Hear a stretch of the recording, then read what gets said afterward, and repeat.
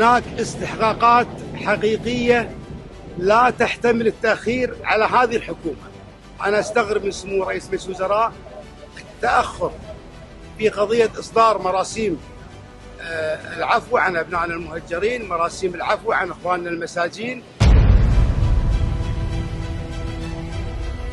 كذلك أستغرب تباطؤ هذه الحكومة في حل الجهاز المركزي الذي أعتقد أنه سبب رئيسي في مشكلة البدون.